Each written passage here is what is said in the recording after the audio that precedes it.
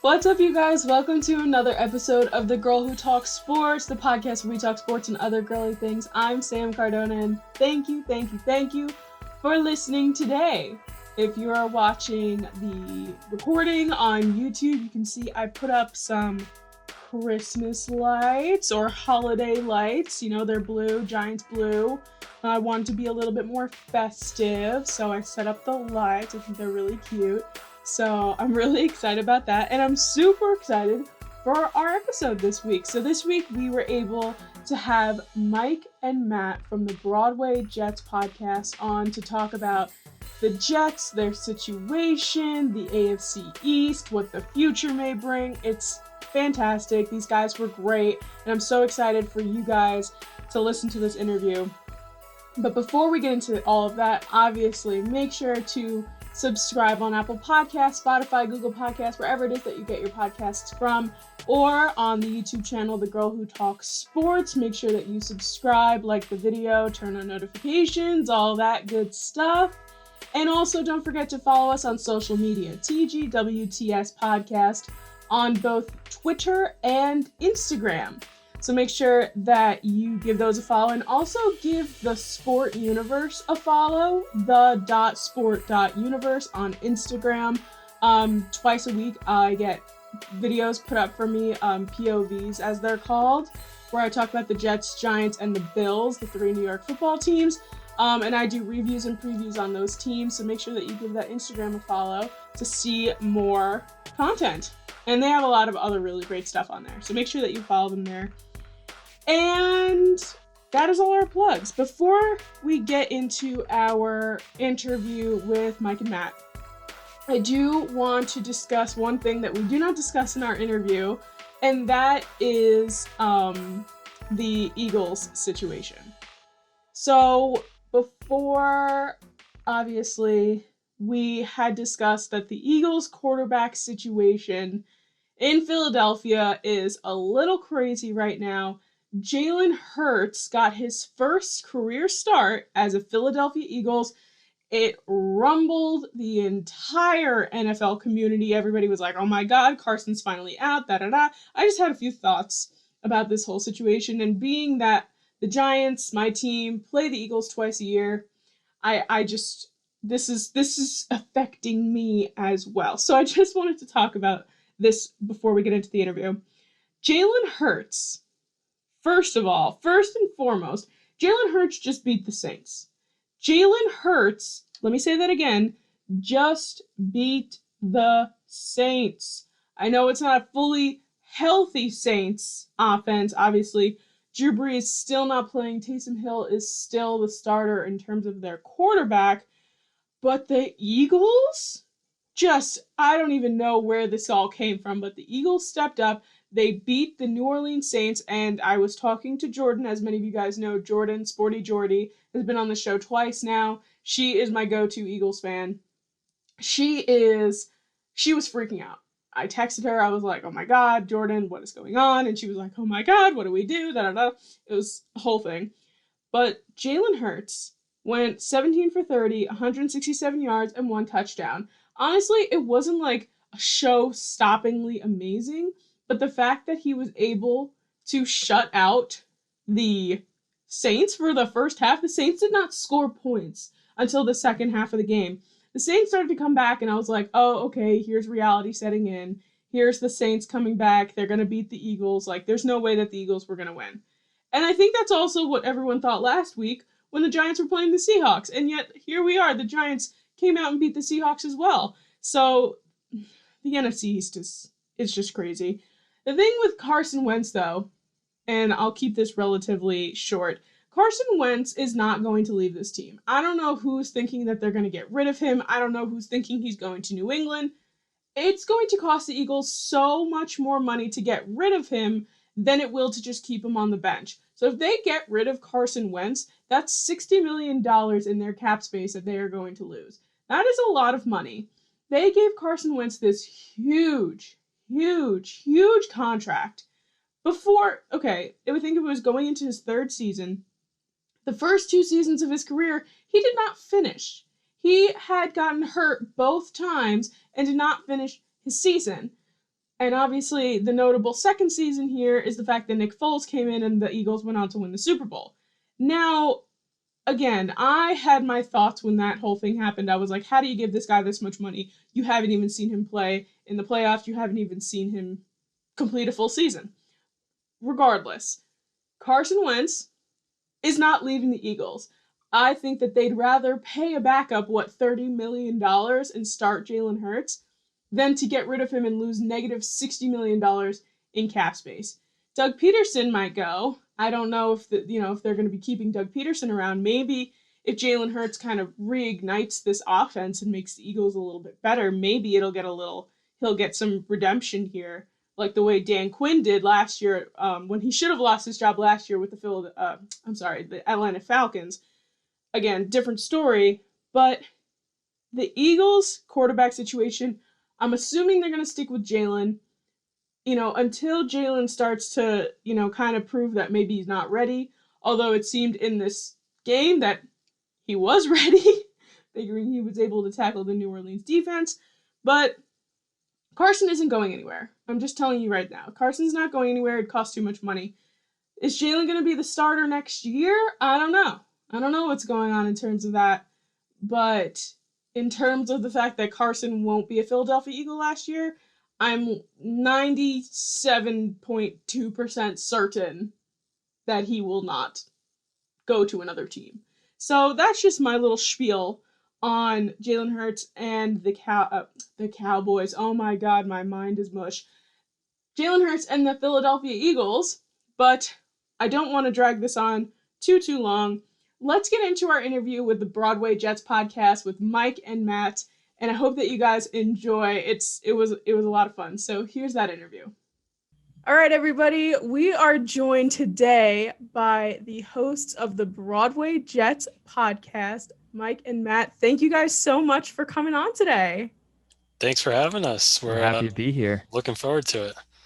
Yeah, so we have a lot to go over in terms of the Jets and the AFC East, because things are crazy, to say the least.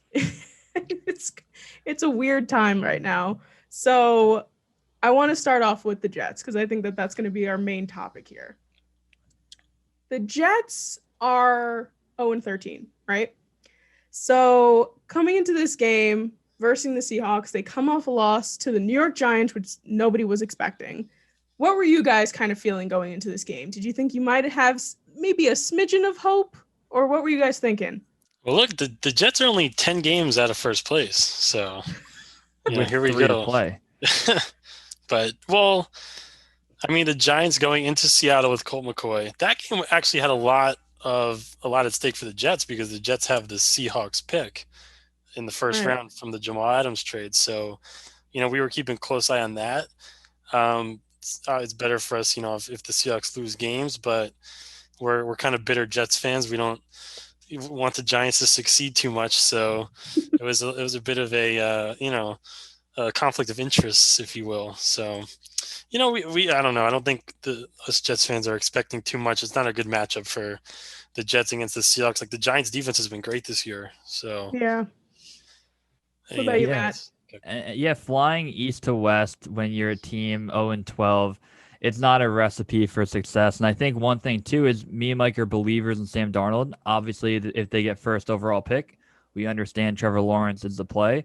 But we really think going into games, when you have Sam Darnold, he can do magical things of being the number 3 overall pick. Right. So did we think we were going to win? No. I thought I would give them a 2% chance to win the game if everything fell right. Because the Seahawks do have a terrible defense, 31st ranked in the NFL, and the Jets obviously had a 32nd offense. So one of the things had to give during that game, and what happened was the Jets scored 3 points. So obviously Jets did not get the better end of the deal, but 0-13, got 3 games left, and Sam Darnold's playing for his life for 3 games. So it'll be interesting to see how it finishes out. Yeah, I wanted to ask you guys. So, are you rooting for the tank? Do you want to win some games? Do you like Darnold? Do you like Lawrence? Like, what is your stance on all that? I think we want them to lose out. We are very, very few times do you want your team to lose games. I think if there's a generational quarterback prospect coming out of the draft, I get it. if you don't have a young quarterback in your team and the pick kind of does matter the next year, I get it. In this situation, we don't think Sam has done enough to prove, even with all the garbage around him, that he can be that guy that competes with Mahomes, Watson, Jackson, now Herbert, Burrow, Josh Allen. AFC East or AFC in general is flooded with good quarterbacks, and if he's not stepping up, you have to make a move. But we went the entire year not wanting to lose out.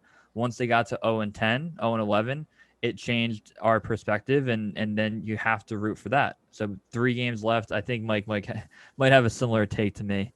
Well, the best case scenario would be if the Jaguars could just win a game, so that because we don't want to go 0-16 and be looked at as one of the worst teams in the history of sports, which is what will be the case. I mean, the Jets also have are on pace for the worst point differential of the other 2 0-16 teams, the 2008 Lions and the 2016 Browns.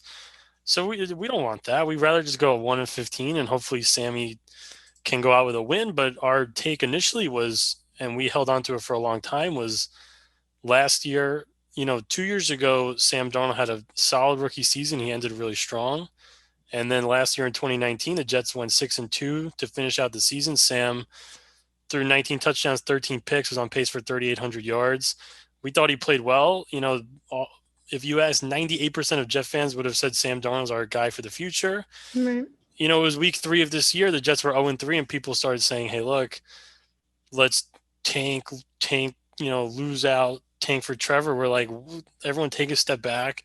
This is our guy. Everyone thought it was our guy. Let's, until we are later in the season, we're 0-8, 0-9, we can have that conversation.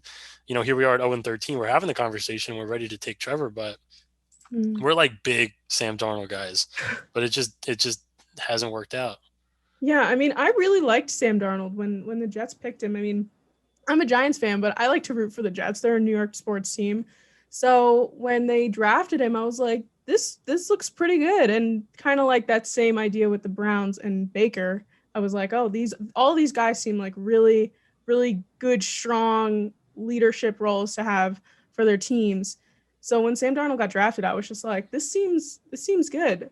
Do you think that he would have, I mean, we'll get into the Gase conversation, but do you think the coaching had something to do with it? Do you think that if he was coached by someone else, he might have like some sort of different, statistics, or he might be someplace else? Oh, it makes all the difference in the world. Adam Gase, there's a special kind of garbage because what he did to Sam is unforgivable. And the Jets, the roster construction is also an issue. So you look at Baker Mayfield, they took the left tackle Jedrick Wills from Alabama. They also signed Jack Conklin, the right tackle from the Titans, who the Jets had a chance to get. So now the Browns have the number 1 rushing and pass blocking offensive line. They had Odell Beckham and Jarvis Landry. They gave him Nick Chubb and Kareem Hunt. They upgraded the defense. The Jets didn't do those things for Sam. He's playing, especially the first couple of weeks of the season, the Jets were, have an okay wide receiving core. They have Brashad Perryman, Jamison Crowder, and Denzel Mims. Perryman and Mims weren't playing. Crowder got hurt as well. So Darnold's playing with his 5th and 6th string receivers. Right. The coach is very stubborn. The Jets cut Le'Veon Bell. So how many teams with a 23-year-old quarterback that they're trying to groom cut Hall of Fame running backs. And then the coaching on top of it has been just dirty. The Jets are not aggressive. They run the ball in 2nd and 10 too much. Matt has a great stat. I think the Jets have less passing attempts than their opponent in like 11 of the 13 games. Just no adjustments are made. It's a bad situation because Sam was statistically solid last year, and now he's been statistically very, very poor this year. Yeah, and to further your point with coaching, Josh McCown, even though he was on the roster in 2018, was his quarterback coach. They sat and talked every moment on the sideline. When Darnold has an interception, he now walks over and talks to Dowell Loggins as his QB coach. At what point do we say this guy not only has no players around him, he doesn't have the coaching staff around him? So it is very frustrating. And I do have a question for you as a Giant fan. When you guys had the 2nd overall pick in 2018, were you like eyed in on Saquon Barkley, or were you thinking of taking Baker, Sam, or any of the quarterbacks around? Because I know that was a very, very interesting pick the Giants were in there. I mean, when they drafted Saquon, I was pretty stoked about it. I think that anyone, I mean, unless they really messed it up, I think anyone really would have been a good pick for us there. Mhm. Personally, I love Baker Mayfield. Like, I'm a big Baker Mayfield fan. Not so much a Browns fan, but I do root for Baker Mayfield. So if we had gotten Baker Mayfield, I think I would have lost my mind, to be quite honest with you. But no, I mean, I like Saquon. I love having Saquon on our team. The thing was, recently our offensive line has not been the best. I mean, in the most recent games it has gotten better, but nobody was giving Saquon the ability to do Saquon things. So and obviously of course he's injured now. So at the time I'm like really, really excited. As of right now, I'm like, can we like step up our game a little here? Because we have, a great running back on our team. Can we give him the opportunity to do these great running back things? And when he was playing in the beginning of the season, we were not doing that for him. Yeah, even the Jets-Giants game last year comes to mind. Saquon had 13 carries for 1 yard. Yeah. Which one of my favorite tidbits. And you'll see Baker this week. The Giants have a huge game against the Browns coming up. You pretty much have to win that game. Yeah. Yeah, we do. But you guys have the tiebreaker over the Washington team. Yes. So I guess if you guys win, you really have to win one of these last three, if not two. And then because the Ravens the week after, and then the Cowboys week 17, what do you think? You think the Giants are going to sneak into this thing with like 6 wins? I was banking on the fact that the Saints were going to beat the Eagles yesterday and that San Fran was going to beat Washington. Right. Neither of those things happened. So I was upset yesterday. And also the fact that we just completely looked like trash against the Cardinals. But I kind of banked also on the fact that we were going to beat the Cowboys in the last game of the season. Mm-hmm. And that's a division team. But I just right now the Browns kind of scare me a little bit. Yeah, the Browns are 9-3. I mean, we'll see tonight. But what kind of real contender they are. But people said that last week when they played the Titans, and then they, had a 3-touchdown lead against the Titans before making it a little close. They demolished the Titans. It's cool to be a Giant fan right now because you're at 1-7 and you're already thinking to 2021, and then you have a coach who seems like a no-nonsense type of guy the players want to play for. You have young players like Blake Martinez, Jabril Peppers, Gallman's out there. Darius Slayton looks great. Bradbury's an all-pro corner. I love that man. Like those type of guys, I watch the Giants play, and I'm rooting for them. And I don't like rooting for the Giants. I'm like, damn, these young guys are out here flying. They're playing hard for their coach. And the fact that with 3 games left, they're this in the mix right now, it's just an awesome feeling to have as a Giant fan. So kudos to you guys, because at 1-7, a lot of people were saying, is it the Giants or the Jets going to get Trevor Lawrence? Now the Giants are saying, hey, we're gonna get to the playoffs, so it's pretty cool. Stupid Leonard Williams. Yeah, and it does. I mean, also the fact that the NFC East is just like ridiculously bad. So the fact that it's so competitive because everybody almost has the same record. But yeah, no, I was really stoked last week when we beat the Seahawks, and I was like, oh my god, I was going into that game with the lowest expectations. So yeah, it is pretty great to be a Giants fan, kind of right now. After a loss, it's not so great, but hopefully we got flexed to Sunday Night Football, which I don't even remember last time we were on Sunday Night Football. So. Oh, is it the Browns game next week? Yeah, we were changed out. It was Dallas, San Francisco. They changed it out. If you had to guess the last time the Jets played on Sunday Night Football, what year? I honestly, I remember. I think Matt loves this stat. Last year, didn't they play the Browns on Monday Night Football? Yes. Every team actually plays Monday Night Football each year. I think every team does. Oh, really? For sure Thursday night, but most teams usually have a Monday night game. But in terms of Sunday night. All right. So I was, I want to say in 8th grade or freshman in high school. So it was 2011. They played 3 games on Sunday Night Football. In 2012, they had a Sunday Night Football game. They got flexed out of that game. So they have not played a Sunday Night Football game in 9 years, which is baffling because even though the Giants have had down years, they play Dallas a lot of times because that brings in a ton of viewers. So they'll play like a week 1 Sunday night game or week 3. Mm-hmm. 9 years for the Jets. And obviously won't have it this year unless they play great down the stretch and can get flexed next year. It won't. It might be a decade until they play on Sunday Night Football. Oh my God. Was that back when, Mark Sanchez was in the mix? Yes, it Oh was. yeah. They played the Cowboys on the 10th anniversary of 9/11. Then they played The Dolphins. the Dolphins, and they played the Bengals at the Ravens. The Ravens game. The yeah. Ravens game. Yeah. It The was Dolphins might have been 2010. Yeah. just an unreal decade of really terrible football. But me and Mike, the type of people that we talk ourselves into every year. We try to stay positive. We are the most positive 5-11 fans you could ever have. And I never thought we would get to a point of being 0-13 and rooting for our team and Sam Darnold to lose. It is a bizarro year for many reasons, but this might be crazier in my mind than a pandemic. I never thought that this could happen, an 0-13 Sam Darnold Jet team. Yeah. Well, let me run this by you guys as Jets fans. So a couple weeks ago on my podcast, I said if your team goes 0-16, the NFL should fund you a parade. You should automatically get to celebrate something in your life. You get a parade if you go technically on a perfect season. I'll take the first pick. That's what I'll have that and said, look, at least if we're gonna do it, because the Jets have, the Jets are made fun of a lot and haven't had so much success over the last decade. The last time the Jets made the playoffs is 2010, but they haven't been hit rock bottom. Like the Browns had a 1-31 stretch. The Jaguars have had multiple years of 3 or less wins. The Jets, even when they're horrible and people make fun of them, they win 5 games. Last year, they were so made fun. They just won 7 games last year. Like looking about the Giants this year, the Giants are 5-8 and are being celebrated a little bit. The Jets were 7-9 last year. The Giants are 5-8. So a lot of times the hate of the Jets is magnified because people like to make fun of this franchise and they're in the shadow of the Giants.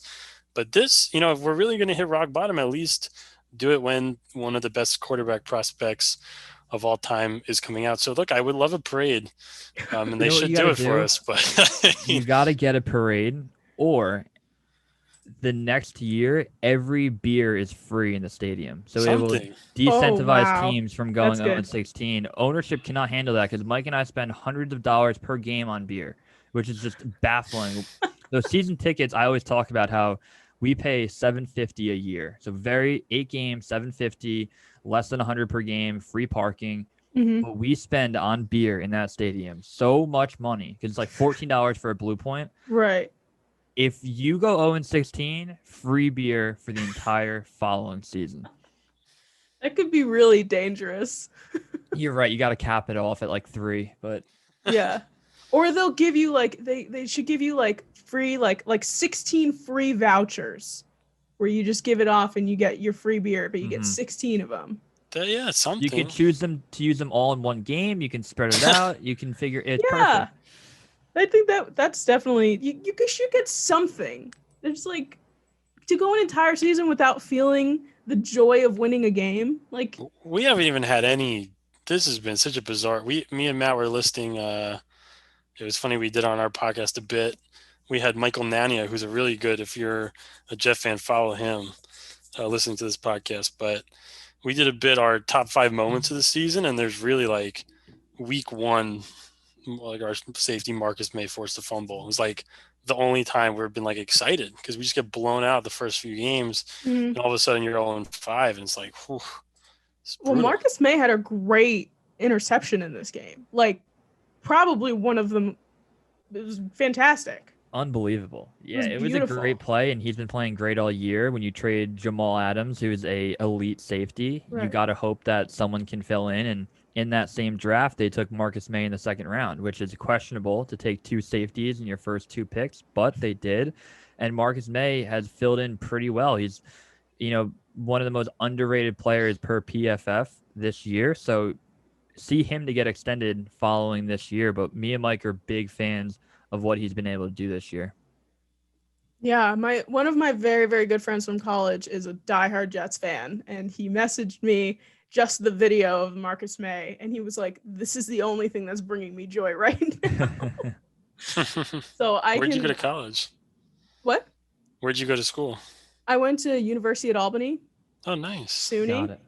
I went up there. I used to call games for the Monmouth basketball team. They did the MAC Really? tournament up in Albany. Yeah, it's nice. Oh, Nice cool. area, yeah.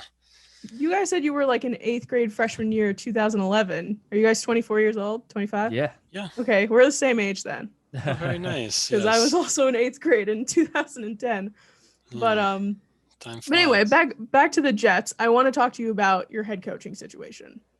Because in my outsider point of view, I am confused as to why this man still has a job.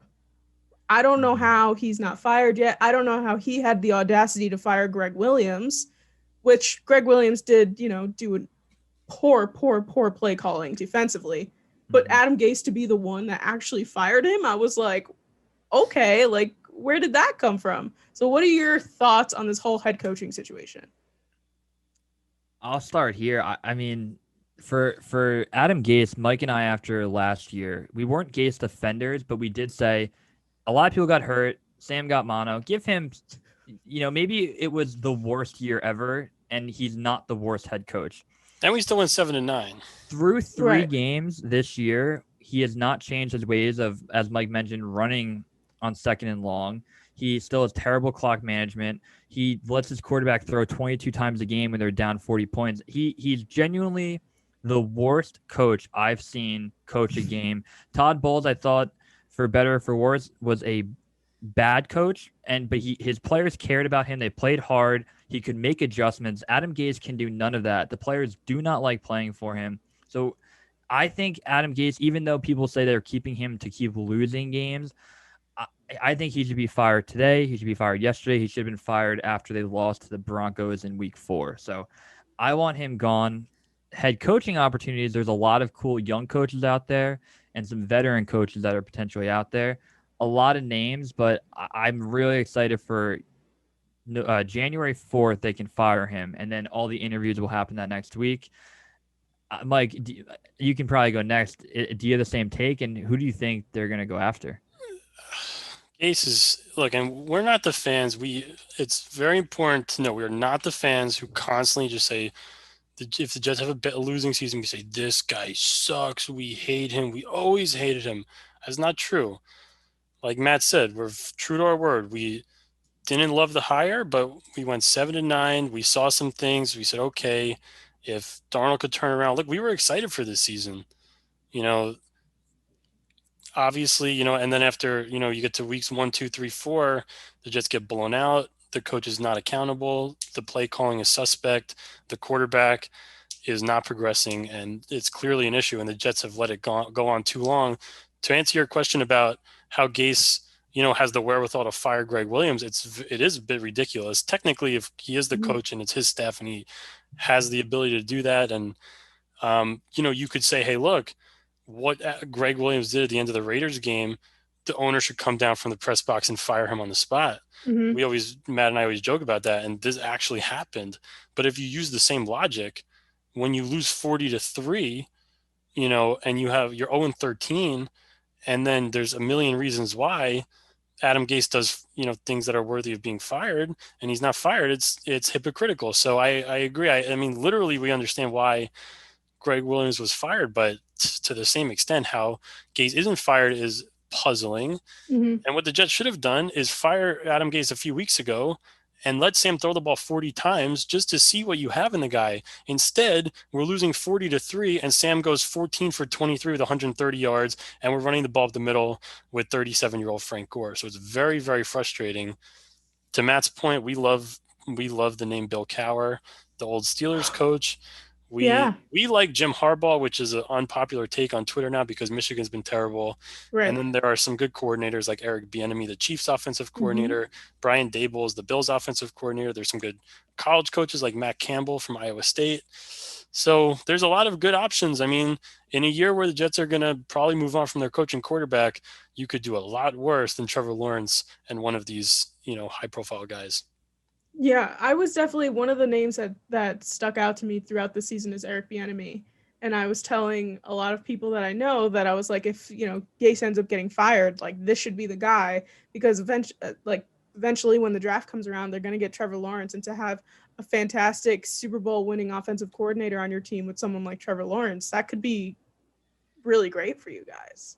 Yeah. So, We I like like Bieniemy, yeah. I like Bieniemy. I think they did bring him in for an interview in 2018 and took yeah. Adam Gase over him. So if I'm Bieniemy, I would tell the Jets to go kick rocks. But my biggest take on Bieniemy was they have a perfect system. The Chiefs are a powerhouse, well-structured team. Andy Reid calls most of the plays, and my big thing on Bieniemy is, can he bring that to the Jets? He seemed like a quiet guy, but as you watch them in prime time, he's fired up on the sideline, yelling at their offense. He commands respect, and the entire offense side of the ball can only say great things. And when you have those type of caliber players talking that highly of a coach, he should be a head coach in 2021. And if that's in New York, I would love that opportunity. So I wasn't sold on him in 2018. I definitely liked him over Gase, but in 2018, I didn't know. I think in 2020, he deserves the respect of a head coach. Definitely. I think it's one of the safer choices for head coach, but the Jets cannot screw up this coach. But the thing is, no one is going to be the magnitude of Adam Gase. Adam Gase was really horrifying because, again, we didn't really like Todd Bowles either for certain reasons. There were some clock management issues. There were, he has some ability to make adjustments, but it was lackluster. Not a good offensive coach. He wasn't so fiery.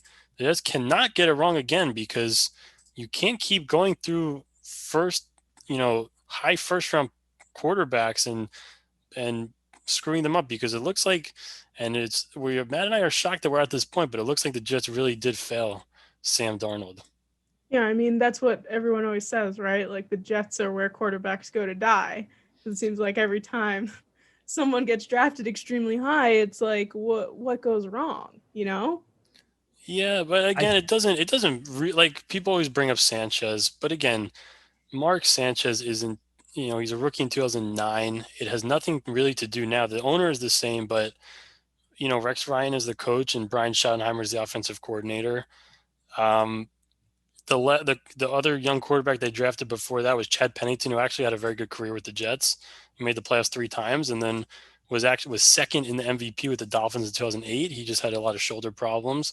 And when Chad Pennington retired, he was the NFL's career leader in completion percentage. So, even Matt would build on more. The Jets, over their history, have drafted some quarterbacks who have become solid players. They just never, for one reason or another, like the Jets in the 1980s took a guy, Ken O'Brien, who was a good player. He made 2 Pro Bowls, and the Jets made the playoffs 3 times with him, but they passed Dan Marino to take him. So it's, Yeah, when you look at the Dan Marino thing, that's the inexcusable part, but it's a lot of it can come down to luck. It's not fair that the Jets had the 3rd overall pick in 2019 and there wasn't that quarterback prospect where you can trade back and get picks from. So a lot of things about building your rosters around where you fall in the draft.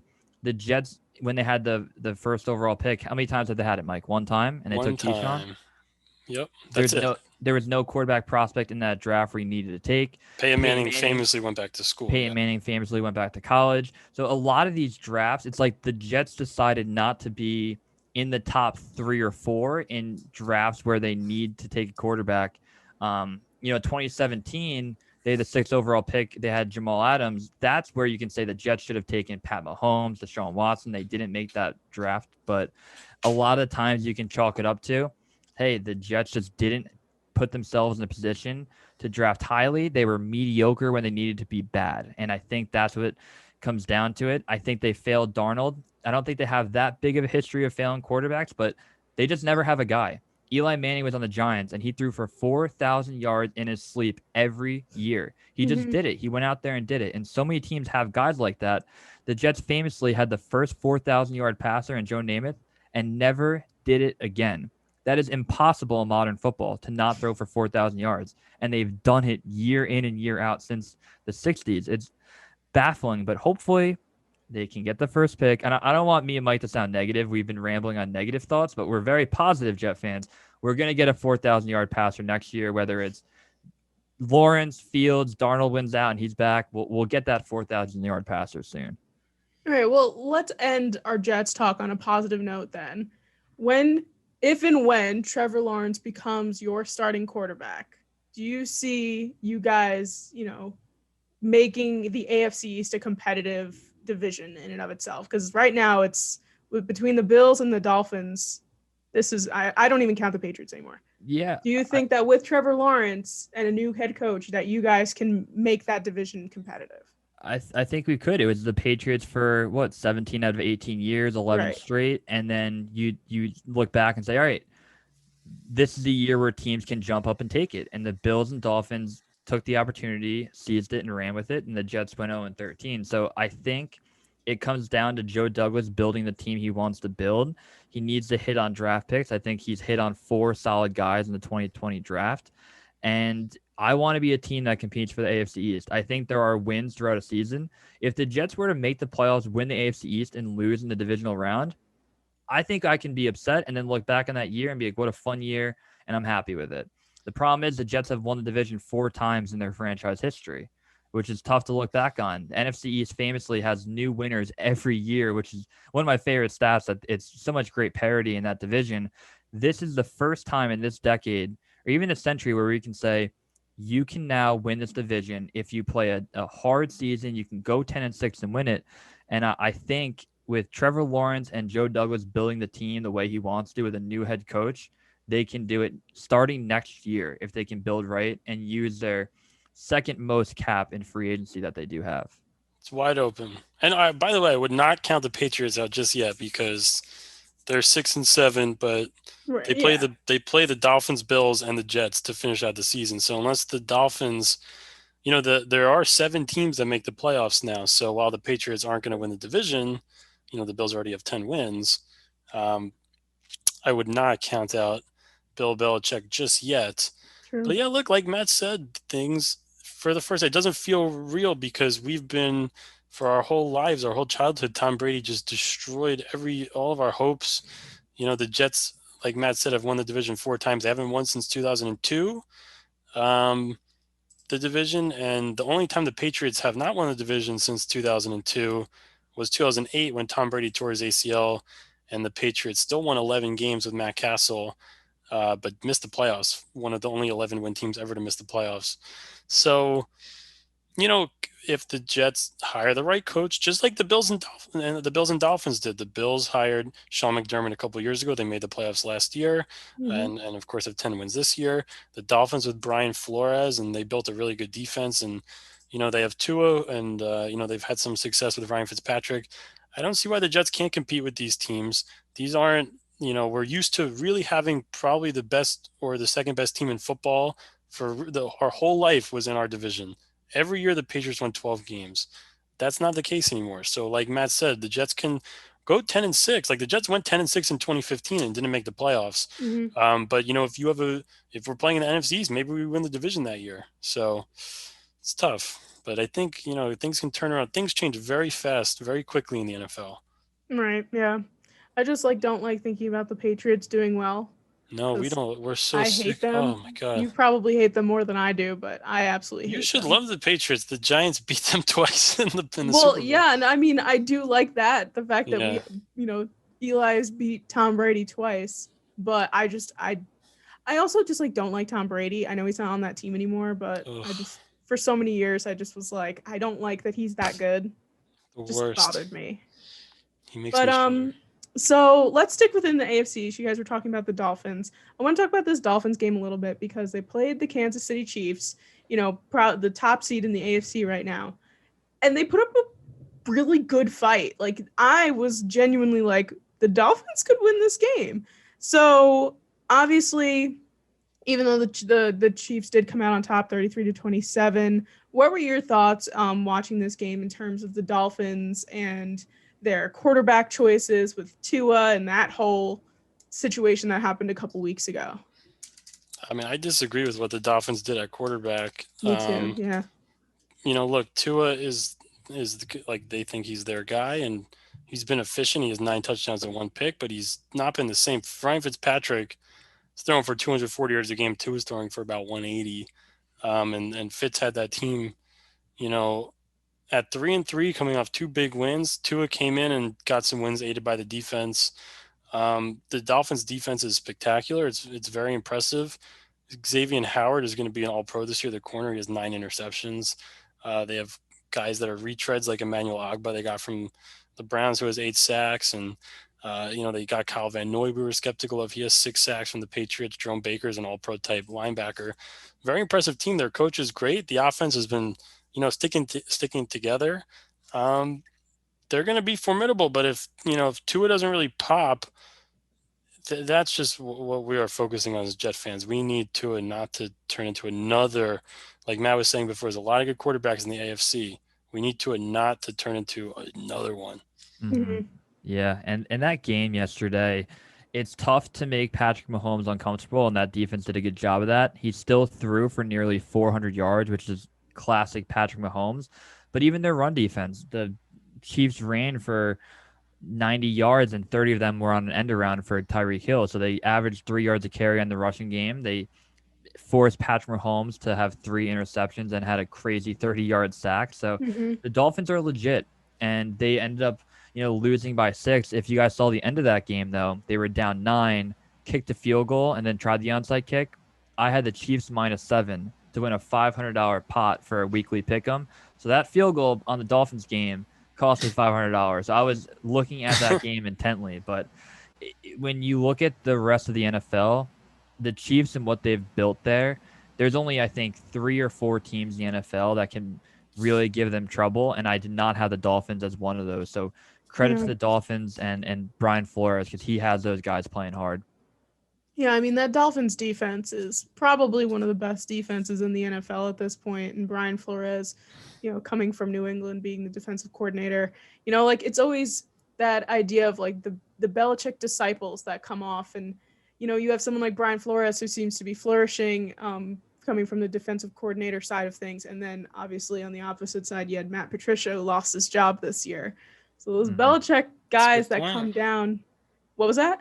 That's a good point. Yeah, Josh McDaniels ruined the Broncos in 2011. Yeah, so it's kind of like you never really know if these guys are going to do well or not. So Brian Flores, I think he's a pretty great coach. I think even offensively, I don't like what you were saying, Mike. I don't really agree with their whole quarterback situation, the way they handled it, at least. And Ryan Fitzpatrick was devastated when he found out that he was not going to be the starter anymore. He genuinely was like, why would they take me out? That's our guy too. We love Ryan Fitzpatrick. Oh my God. My dad is a Jets fan. So we'll still root for the Jets as a family, and we were so happy to have Ryan Fitzpatrick. My dad still loves Ryan Fitzpatrick. He's like, I hate that he plays for the Dolphins, but you can't hate the man. He's Fitzmagic. He's always gonna be the same guy, and he's great. Fitz is great. You watch Kyler Murray yesterday against the Giants scramble for how many yards, and he just kept sliding at the end of the plays. Ryan Fitzpatrick would put his head down. He's 35 years old. He doesn't care. He has his family. Head down, gets 3 extra yards, and probably gets a concussion and puts back on the field. That's why we loved him. And he's the type of guy that, for better or for worse, he slings the ball. He doesn't really care where he's throwing it. He throws the ball hard. He's always electric, and he gives your team a chance to win. I think it's a weird move to put Tua in this situation, and they did win games with Tua. But with that defense playing that hard, I think it's good to have a reliable veteran who can play tough in there for them. And Brian Flores made the decision, so it's going to be interesting to see how that plays out. Yeah, and the thing is, too, when Tua started in that first game, he if he did not have the defense that he did, they would not have won that game, because the defense won that game for the Dolphins. And multiple defensive and special teams touchdowns, you're right. Yeah. So is Tua great? Yes, but also you have to think about the fact that he dislocated his hip last year. He's a little fragile, I think. I thought that he should have skipped the draft this year and took a year to just kind of figure himself out. But, it is what it is at this point. But do you think that Tua is as this goes on, because obviously they're going to try and stick with him. Do you think that he's going to be a threat? Do you think the Dolphins are going to continue being a threat? Or do you think this is one of those seasons that are they're just really good this one time? Or are they just going to consecutively get better? I think I'm programmed as a Jet fan for the past 2 decades that anytime I see the Miami Dolphins, I'm like, that's a winnable game. Yeah. They've had some really solid years in there, better years than the Jets had at times. And I just always think that as a divisional game, we can play them tough. I will say this: out of all the fans that I've met in my life, I do not like Miami Dolphin fans the most. Being at games with them, we've been games with the Patriots, the Steelers, the Colts, any team you can think of. We've cheered against, and the Dolphins fans I cannot stand. So I genuinely believe that Tua is good. He was very, very, very, very good in college. I think it might translate tough in the NFL for him, especially with the hip injury, which is a very tough thing to come back from. I think I need to make a 2-year window of judgment on Tua and how I feel about him. But my biggest fear in that entire organization is Brian Flores and that defense. It doesn't like they have great guys on their defense, but if they continue to draft these guys and they build a younger core around them, and they can sprinkle in a free agent signing or two, that defense might go from a top 5 to being the best defense. And I don't want my quarterback, especially a young quarterback, playing against them twice a year. Yeah, I agree. The Jets don't match up well against the Dolphins as they're currently constructed because the Dolphins, the Jets' quote-unquote strength on offenses are 3 receivers, Perryman, Crowder, and Mims, and the Dolphins line up with Xavier Howard, Byron Jones, and Noah Ingbing, whatever his name is, the slot corner they drafted in the first round. Is a crazy name. Yeah. So, how do I say What this? about Noah Ingbingwangi? I have no idea how to say it. No idea. But I mean, in terms of just like the division as a whole, I know, we can't count the Patriots out, even though we really want to. Are the Patriots going to return to their normal dynasty ways without Tom Brady? Do you think Belichick's going to keep that up? Because I don't see him re-signing Cam to another year. Because no, Cam Cam's was not terrible doing this anything. year. He's horrible this year. I mean, he's 11 rushing touchdowns, but he's 5 touchdowns passing, 11 picks. I mean, but look, as long as the Patriots have Belichick, what they're doing, they're still dangerous. I don't want to go play the Patriots with the greatest coach of all time. And Right. Look, people are talking about Brady. Of course, obviously, that is you lose probably the best player in the history of football. But they had 6 defensive starters opt out for COVID. You don't just have 6 of your 11 starters opt out and then have go 12-4. So I mean, they're still 6-7. They're still hanging around. The Dolphins have a very tough schedule the last 3 games. They play the Patriots, the Bills, and the Raiders. All everyone's trying to make the playoffs. I'm not so sure that the Patriots don't sneak in at somehow this year. Everyone's like, they lost 24-3 last week. They won 45-0 the week before that. So again, things change quick in the NFL. The Patriots are proven winners. The Dolphins aren't. So it's very tough. You have to be the Dolphins at 8-5, and you have to still take that next leap to make the playoffs. Anytime the Patriots have Bill Belichick, they are a threat to win 10 to 12 games. Yeah, and I'll go even more. The Patriots have the 14th pick in the draft right now. And I believe there are 5 quarterbacks who are legitimately going to go in round 1. After Trevor Lawrence, you have Fields, you have Mac Jones, you have Kyle Trask, you have Trey Lance. So the Patriots will get one of those guys if they want him and value him high. The Patriots also have a ton of draft capital that they can move up and get the quarterback they want.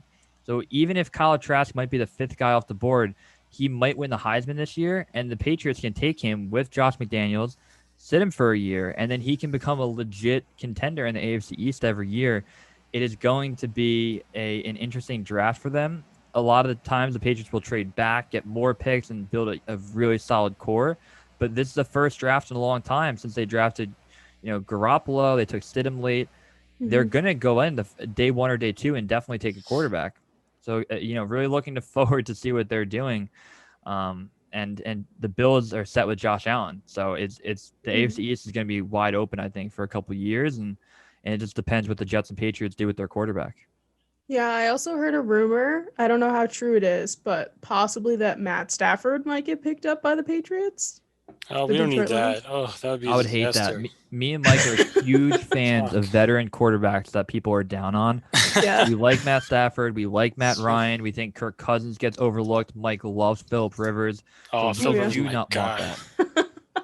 Those guys can win games. And Stafford, Stafford has made the playoffs 3 times. People act like the Lions are the most laughable franchise over the last few years. But, 3 playoff appearances over the last 7 years is nothing to sneeze at.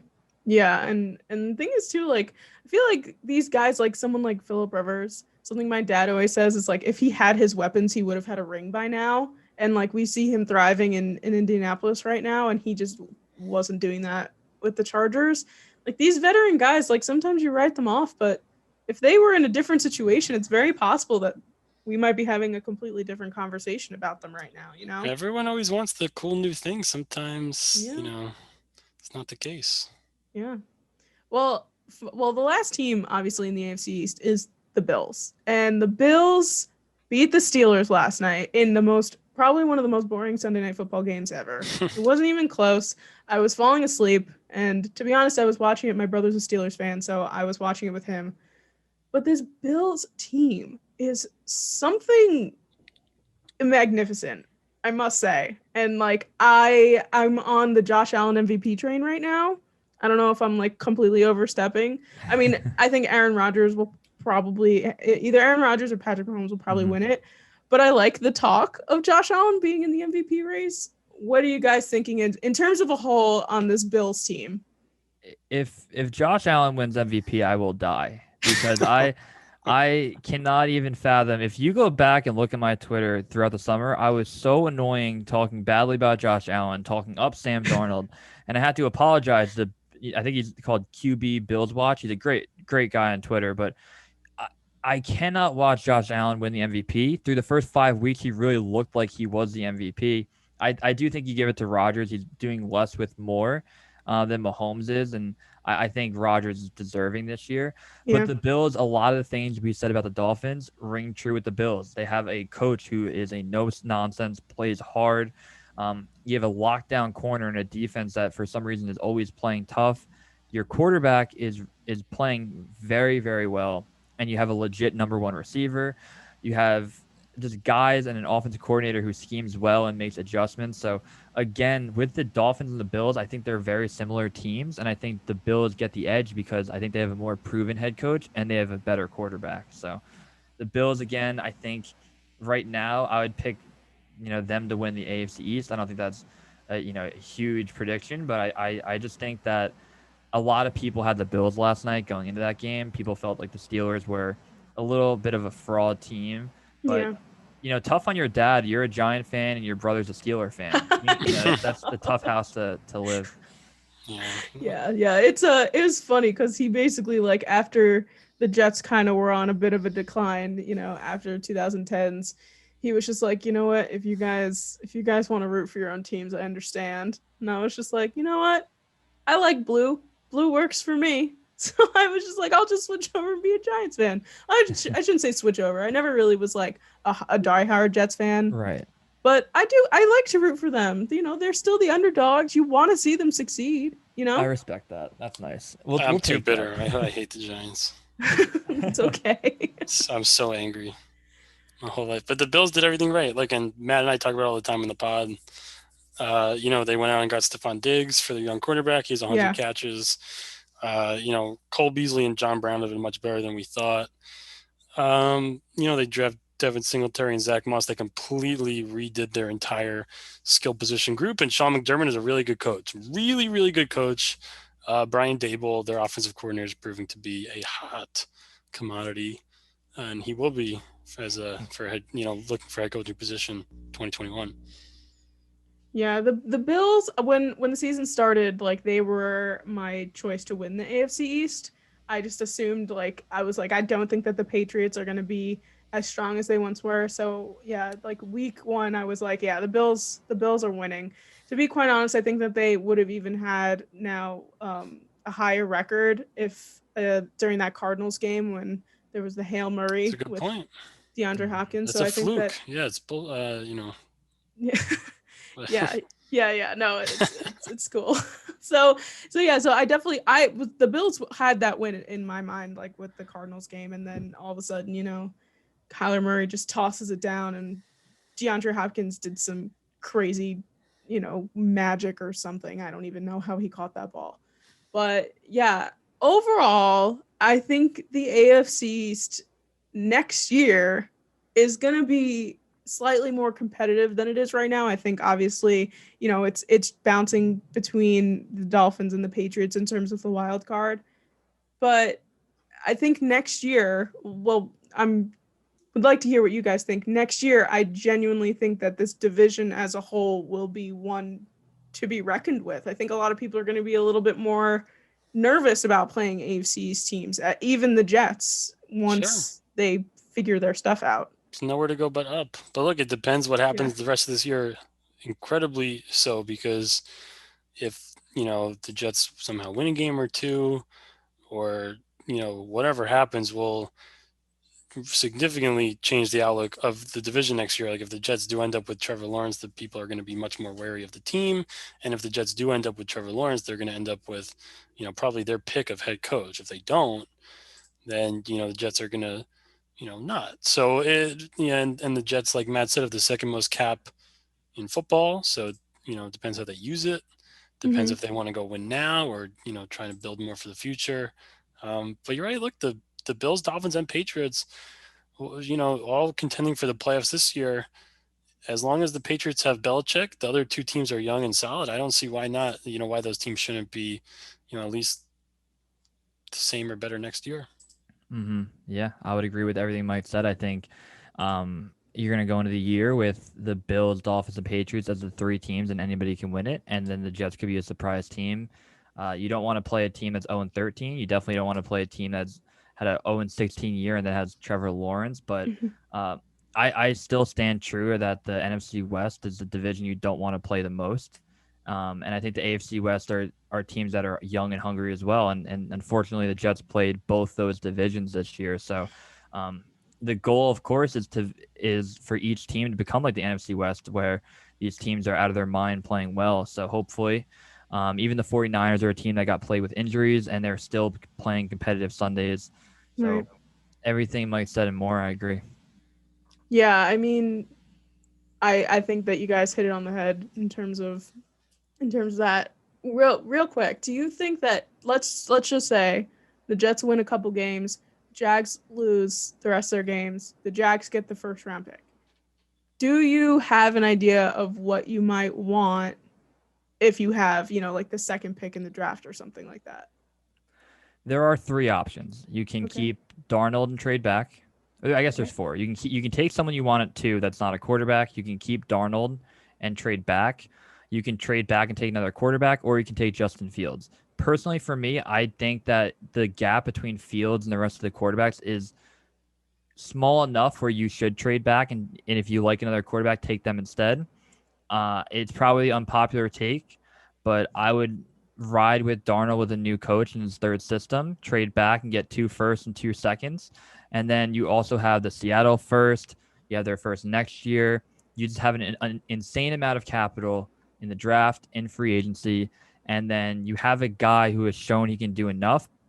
But I don't think they would go that route. I think right now the betting money is on Darnold not being there. But yeah, I would trade back 2 to take a new quarterback if you really want to move off Darnold, or I would trade back 2 and keep Darnold. I agree. If you end up with with the second pick, because the Jets have a lot of assets, but if you end up with no extra assets and Justin Fields, I think that's coming into the season. If you told me that, I think it would be an absolute disaster, because you're not, how much better is Justin Fields going to be than Sam Darnold, with a normal coaching situation? I don't know. And, the Jets roster clearly, needs some touching up. So like Matt said, it would be nice, if you're going to move off Sam, it's probably more beneficial to trade down. If you're going to keep Sam, which, we just love Sam, then, you get a guy who's the second pick in the draft. All right. Well, I think that was really good. I think we had a great conversation about the AFCs. It was a lot of fun. Do you guys want to do some plugs before we end it off? Let them know where you can find your podcast, That's social Matt's media, job. all that stuff. Yeah. So we're on Twitter, NYJ_Matt, NYJ Mike. We basically made our accounts because we thought there's a lot of negativity and a lot of, tweets that weren't based on facts. So we made our accounts, and we were lucky enough to get some viral tweets and start growing a good fan base. And we started a podcast. So the Broadway Jets Podcast. We have great guests on. We've had the beat writers. We've had a lot of good, Jets Twitter personalities on. And really what we focus on, having fun, keeping it fluid. We do a lot of hypotheticals and top 5. So always having fun. But this was an awesome experience. And I love the setup you have in your your plays with all the Giant stuff. And, Thank you. This was a ton of fun. It was a blast. So thank you for having us on. Of course. So where can we find your podcast? Are you guys on Apple Podcasts? Apple, Spotify, Google Plus. We're on all of them. We actually probably should do a better job of analyzing the data, how many views, and whatever. We just put it out there. We get some likes on Twitter. I see that it gets like 100 downloads, and I'm like, all right, sweet, and we move on to the next podcast. So we're still a work in progress. We had to teach ourselves how to produce, edit, and all that stuff, which I still don't think I know how to do, but we're getting there. It's all, you just kind of go with the flow, and eventually all of a sudden you're like a pro editor. You like know all this stuff about audio and all that stuff. Trust me, it's been trial and error for me as well. This is not something that you can just like figure out the first go around. But you guys, thank you so much for coming on. I really, really appreciate it. I love talking about the AFC because sometimes I get stuck in the NFC sometimes. So I'm glad that you guys gave me a new perspective on the AFC and the New York Jets. Thanks for having us. Yep, Awesome. no problem. All right, everybody, we're going to go back to our regular scheduled podcast programming.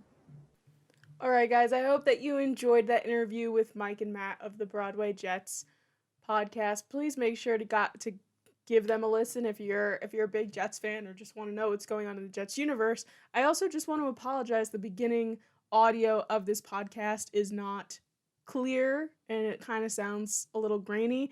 It's because I didn't realize my microphone was not plugged in, and I really didn't want to re-record that whole spiel about the Eagles and Jalen Hurts. So I'm sorry that the audio is a little off, but now it should be good to go. So here we are in week 15, my friends, and last week we did our predictions.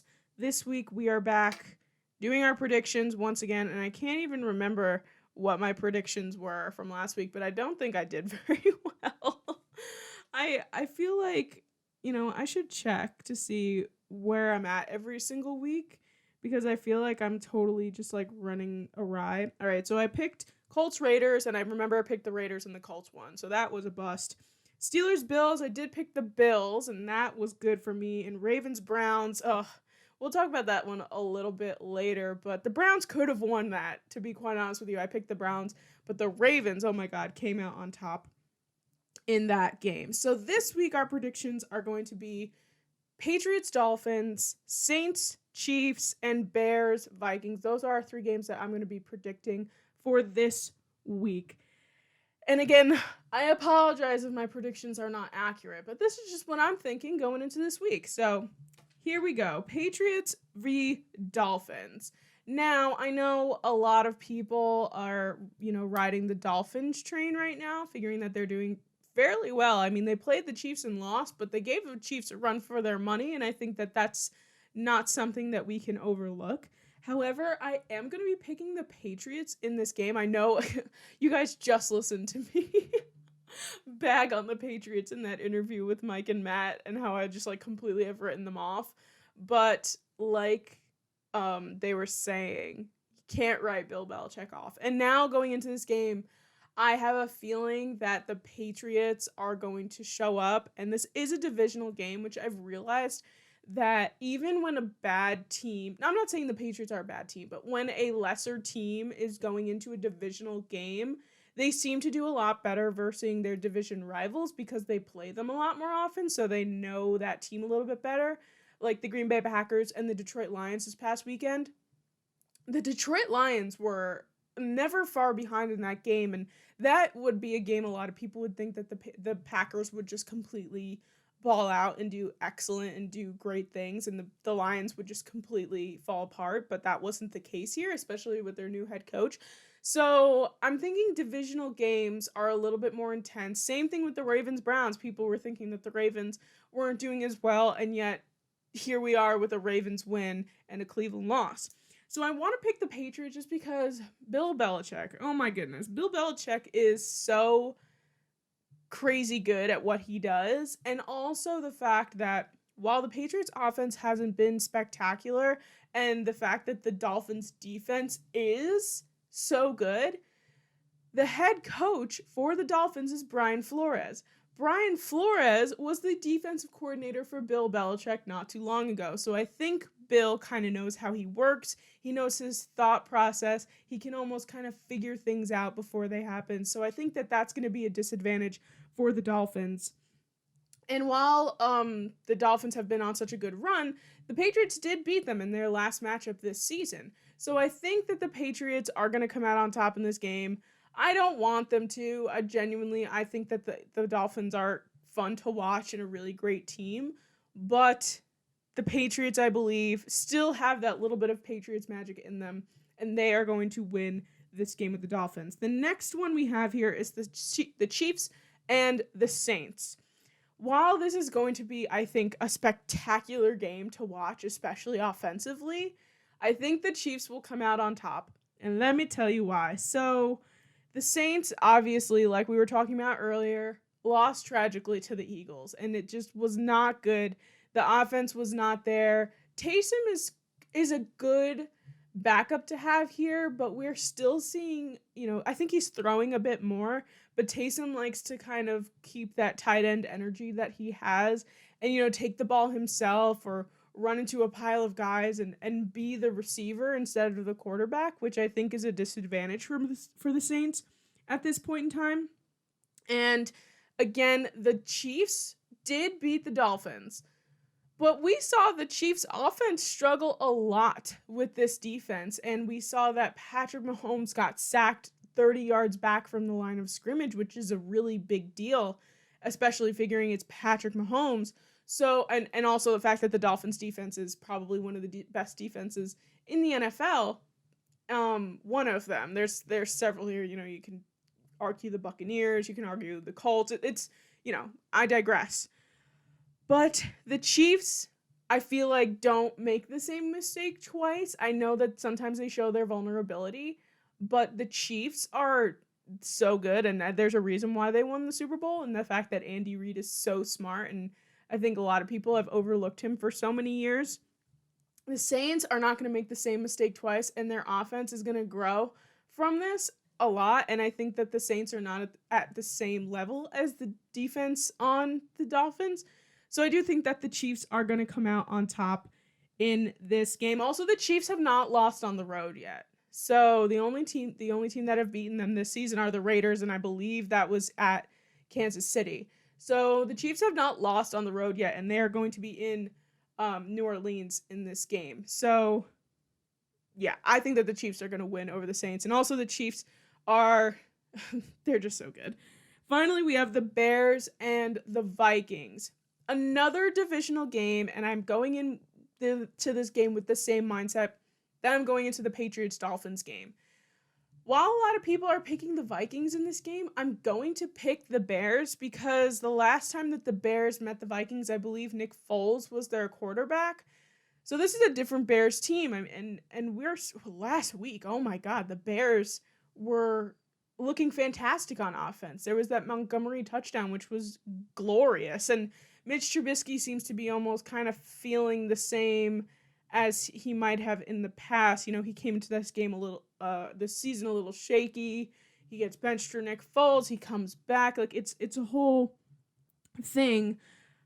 But I think that this is going to be one of those like wild finish games that like a lot of people aren't thinking about.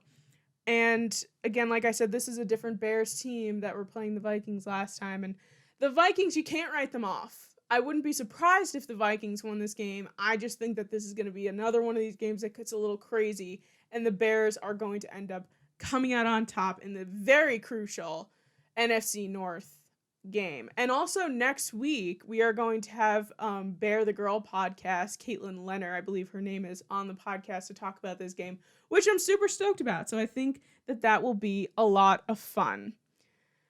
All right, those are our predictions for this week, and my goodness, this is a long podcast because we still have all of our segments to do. All right, everybody, but they're so worth it. The things that we're going to talk about in these segments, I've been dying to talk about. So I'm super excited for this, and we're going to go into our first segment on the show, and my favorite segment on the show, Tea Time.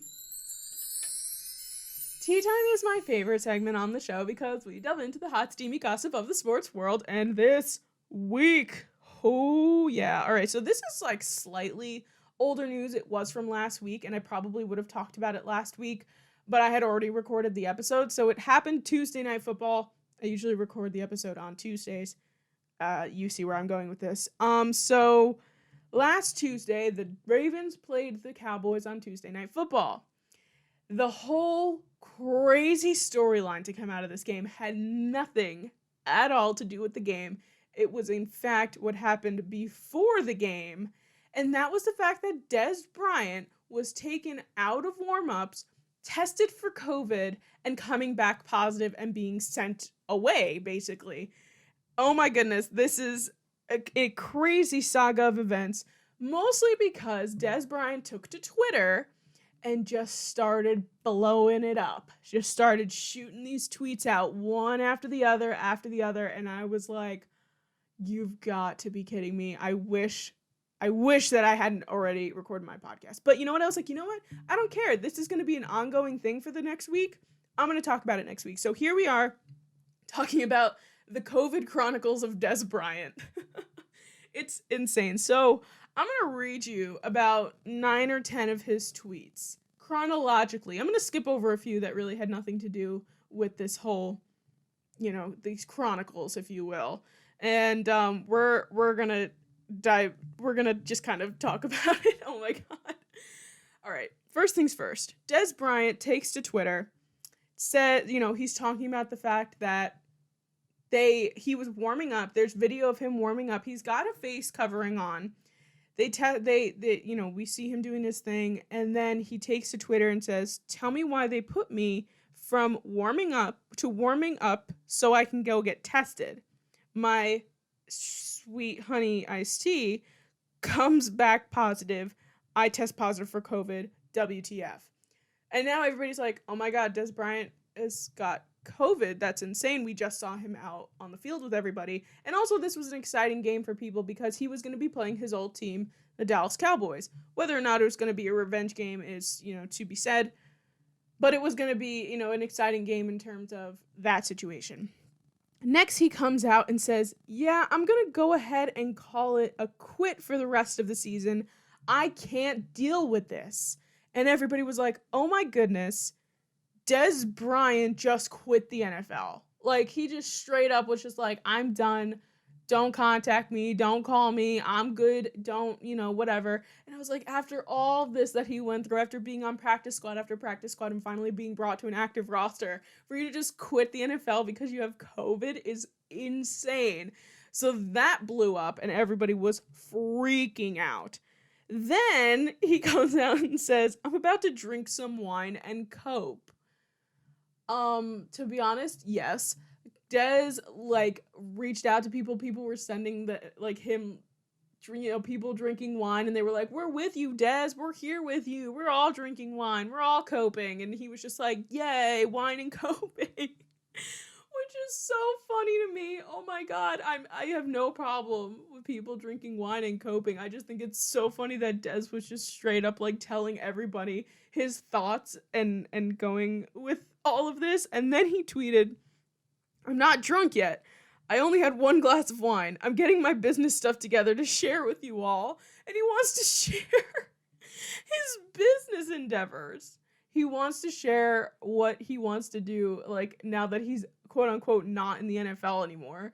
And I was like, dear God, Dez, come on. What are you up to? What are you doing? And then the next tweet, somebody said, "Dez, just tell us that you're coming back, LOL." And then he goes, "Yeah, I'm coming back. I'm being smart." So, sir, Dez, Desmond, I don't even know what Dez's first full name is, if it's just Dez or not. Anyway, Mr. Bryant, you just said you were quitting the NFL, and now someone said, "Oh, are you coming back?" And he was like, "Yeah, no, I'm being smart. I'm going to come back." I'm so flippin' confused. And then later, after the Ravens beat the Cowboys last week, he comes out and goes, "Great team win. Great team win." Sir, where is your mind at? I need to know. What is happening? I'm so confused. I need to know where Dez Bryant's head is at right now. And then what triggered me to kind of say, like, I'm still going to talk about this next week, despite it being kind of like week-old news at this point, is because a few days later, Dez Bryant comes back to Twitter, to the beautiful, beautiful world of Twitter, and says, I tested negative back-to-back for COVID, and I'm not excited about it. This guy gets taken out of this game, tests positive for COVID, they send him away, they retest him back-to-back, and now they're saying he's negative. And then, probably 5 minutes later, after he sends that tweet out, he sends out another tweet and goes, I tested negative again. Oh my Lord Jesus, help us. Oh my goodness. This whole series of events, whether or not, they handled this situation correctly, I'm not even going to delve into because I don't know. I'm assuming that they followed the correct protocols. If someone tests positive, you don't know if that's a real positive or a fake positive. Like, you have to take that seriously. Whether or not Dez tested positive and he wasn't actually positive, I have no idea in terms of the COVID protocol stuff. But the fact that this man came to Twitter and just blessed us with this series of tweets, chef's kiss. Stellar, stellar, stellar stuff. This is the content that I absolutely live for. I love it. I love it so, so, so, so, so much. Dez Bryant, thank you. Thank you. Thank you for tweeting all of that stuff out because I was absolutely living. I love this stuff so much. So that is our tea time for this week. I was seriously I was like, I don't care how old this is. We're going to talk about it anyway. So that is our tea time for this week. Dez Bryant testing positive/negative for COVID. Who in the world knows at this point? He didn't play on Monday Night Football. He's probably still under protocol. I'm not entirely sure at this point. But Dez Bryant, thank you for those tweets. It made for a lovely tea time. You gave me a fantastic chuckle on a Tuesday night, and throughout my week, it was stellar. So thank you. Genuinely. Thank you so much. I appreciate it. Our next segment that we're going to delve into is our Let's Talk About It segment. And this week on our Let's Talk About It, we are going to talk about Lamar Jackson and his cramps. Yay. Okay, so if you guys don't know what I'm talking about, if you missed Monday Night Football, which was a stellar game, probably one of the best games of the season, to be quite honest with you. It was fantastic. Lamar Jackson left the game with cramps. What's his name? Trey McSorley or whatever came in to this and he eventually gets hurt himself. He falls down. He kind of messes up his knee. And who comes back but Lamar Jackson? And everybody's like, oh my God, we thought he was hurt. We thought he was in the locker room. So Lamar had said, this is the fourth quarter.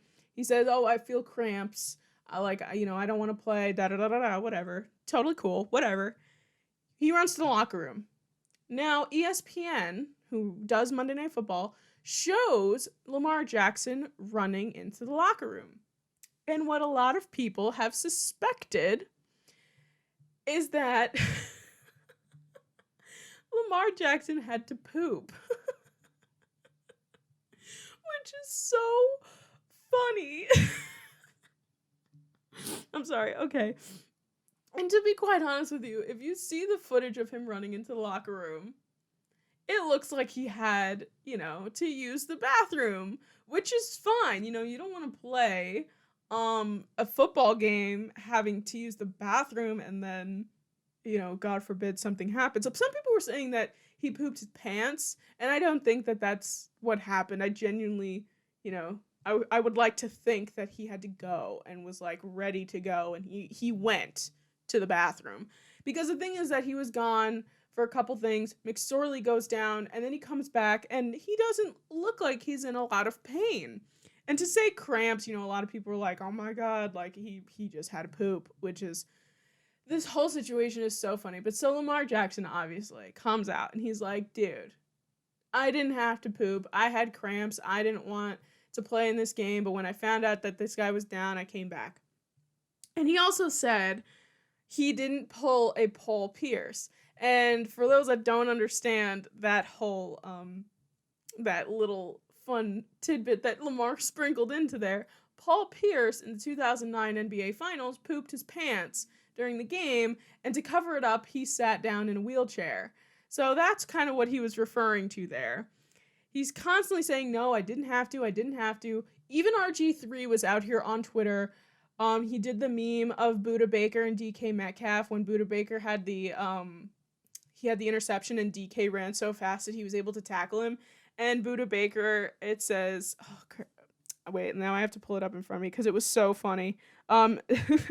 It said the Browns are leading, and that was Buda Baker, and DK is Lamar after pooping. Oh my God, that sent me over the edge last night. It's just stellar. Just really stellar stuff. So the thing that I wanted to talk about this because not only was I can't undermine this game. This game was so good. This game was spectacular. It was entertaining to watch. It was so fun to watch Lamar kind of be that Lamar that we've all been waiting for this whole season. I mean, to be fair, he's been doing really well, and then he got COVID and all that stuff happened. But this game coming back, like, this is the Lamar we saw in his MVP season. And it was really fun to watch. Baker did great on the Brown side. Like, this game went back and forth throughout the whole thing. They put, like, I think in total almost 90 points on the board. They were each of them were in the 40s. I believe it was 47-42 was the final score. But Lamar Jackson, if I were Lamar Jackson, and if he keeps denying it, that's fine. If that's not what happened, keep telling the people that's not what happened, Lamar. But if I were him and I genuinely was like, I got to go to the bathroom and there's no way I can play football without embarrassing myself right now, I would just straight up be like, yeah, I had to go. And things are, we didn't want to scare any of the people on national television on ESPN Monday Night Football. I just own up to it if that was the case. But Lamar, if that's not the case, because I know you're listening, if that was not the case, don't come into all this nonsense. Okay, just continue to be like, I was cramping. There was no poop involved. Just tell that. Just say that. Just keep saying it. I don't mind. But if that was the case, I would have rather have heard him say, oh yeah, I had to go poop. Just, these are the NFL storylines I absolutely live for between Dez Bryant's COVID situation, Lamar Jackson's cramp situation. I love it, and I'm so happy that I have a platform like this to just talk about this. It's so funny. So that's our Let's Talk About It for this week is, did Lamar poop? Let me know, DM me on Twitter, DM me on Instagram, I don't care, TGWTS Podcast, give me a follow and a message. Let me know if you actually think Lamar did have to go to the bathroom or not, because I'd love to know. I really would. All right, let's start wrapping up this show, right? Because we don't need to be talking about Lamar and his bowel movements anymore. So let's do our tweet of the week. Our tweet of the week this week goes to someone I probably had no idea who he was at some point in time, but Brandon McManus from the Denver Broncos. He's the kicker. I believe he missed a field goal. And he tweeted out, Brandon McManus sucked today. Like he kind of called himself in third person, and people were like, what is this? And then he quoted that same tweet and said, oh snap, I thought this was from my burner account. Which is so funny because obviously, as many people know, and it's probably so true, athletes, celebrities, people of the world definitely have burner accounts in which they immerse themselves in their fandom to see what's going on, and that nobody knows that it's them. I know Kevin Durant is known for having a burner account on Twitter. So the fact that, I don't know if Brandon McManus actually has a burner account, but the fact that he went out onto his burner account to say that he himself sucked in that game is spectacular. And also the fact that he then exposed to say, oh crap, I wanted to put that on my burner account is even better. So that is our tweet of the week this week. Finally, my friends, we have our feel-good story of the week this week. And I've been so excited to talk about this. It is something that I've had saved in my phone since last Wednesday. And so I've basically had my feel-good story from the day that last week's episode published to this week. And this is our feel-good story of the week, is that Chargers offensive lineman, his name is Forrest Lamp, he now has an endorsement deal with Lamp Plus, which is a lamp company. And in terms of his first signature lamp, he has his own lamp with this lamp company called the Forest Sequoia, which is a forest lamp by Forest Lamp. Like, come on now. Come on. If that's not the best thing that you've heard all week, apart from the fact that we have a COVID vaccine, I don't know what is. I just think that is spectacular. And there's pictures of him posing with said forest lamp, which is fantastic. And I just absolutely love it. And that is our feel-good story of the week this week. Friends, family, people that just listen or watch and all that good stuff. Thank you so much for listening this week. I hope that you enjoyed this week's episode with the Broadway Jets podcast. I know I did. I had a great time. I appreciate you all for listening. Please make sure that you subscribe on Apple Podcasts, Spotify, Google Podcasts, wherever it is that you get your podcast from, as well as on YouTube. Subscribe, like the video, turn on notifications, all that good stuff, because we post a lot of stuff on YouTube now. I'm really digging the YouTube life. And please make sure that you follow us on Twitter and Instagram, TGWTS Podcast. Give us a follow. We are we're in depth on the Instagram right now. I put it off for so long, but we're there. We're active. So please make sure that you follow us on all our social media. And my friends, please be safe. Wear a mask, wash your hands, social distance, all that good stuff. I hope you all have a fun, fantastic Sportsville day, and I will see you guys all next week. Bye!